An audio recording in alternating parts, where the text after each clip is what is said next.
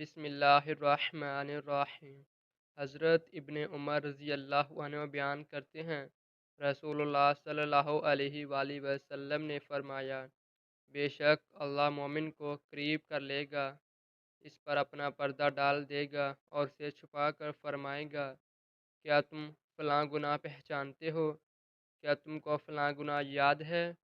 وہ عرض کرے گا، رب جی ہاں، تاکہ جب وہ اسے اس کے گناہوں کا اعتراف و اقرار کر لے گا تو وہ شخص اپنے دل میں سوچے گا کہ تو مارا گیا۔ اللہ تعالیٰ فرمائے گا، میں نے دنیا میں تیرے گناہوں پر پردہ ڈالے رکھا اور آج میں تیرے گناہ معاف کرتا ہوں۔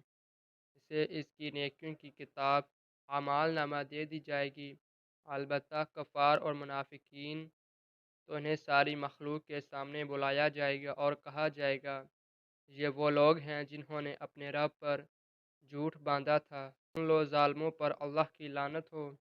حضرت عبداللہ بن عمر رضی اللہ عنہ بیان کرتے ہیں، رسول اللہ صلی اللہ علیہ وآلہ وسلم نے فرمایا، روز قیامت اللہ میری امت کے ایک آدمی کو ساری مخلوق کے سامنے لائے گا اور اس کے 99 رجسٹر کھولے گا اور ہر رجسٹر کی لمبائی حد نظر تک ہوگی۔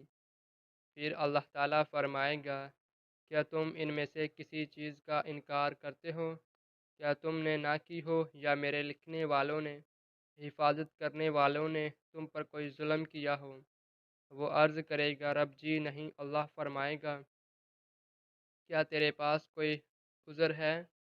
وہ عرض کرے گا، رب جی نہیں۔ اللہ فرمائے گا، ہاں، میرے پاس تیری ایک نیکی ہے، کیونکہ آج تم پر کوئی ظلم نہیں ہوگا۔ ایک کارڈ نکالا جائے گا، اس پر درج ہوگا، میں گواہی دیتا ہوں کہ اللہ کے سوا کوئی معبود برحق نہیں، اور یہ کہ محمد صلی اللہ علیہ وآلہ وسلم اس کے بندے اور اس کے رسول ہیں۔ اللہ فرمائے گا، وزن پر حاضر ہو۔ وہ عرض کرے گا، رب جی ان رجسٹروں کے مقابلے میں اس کارڈ کی کیا حیثیت ہے؟ چنانچہ اللہ فرمائے گا، آج تم پر کوئی ظلم نہیں کیا جائے گا۔ فرمایا، ایک پلڑے میں وہ دفاتر رکھے جائیں گی اور دوسرے پلڑے میں وہ کارڈ رکھا جائے گا، تو وہ دفاتر ہلکے پڑ جائیں گے اور وہ کارڈ بھاری ہو جائے گا۔ اللہ کے نام کے مقابلے میں کوئی چیز بھاری نہیں ہو سکتی۔ حضرت ابو ہریرہ رضی اللہ عنہ بیان کرتے ہیں، رسول اللہ صلی اللہ علیہ وآلہ وسلم نے فرمایا، جو شخص جنت میں داخل ہوگا وہ خوشحال رہے گا، بدحال نہیں ہوگا، نہ تو اس کا لباس پرانا ہوگا، نہ اس کی جوانی ختم ہوگی۔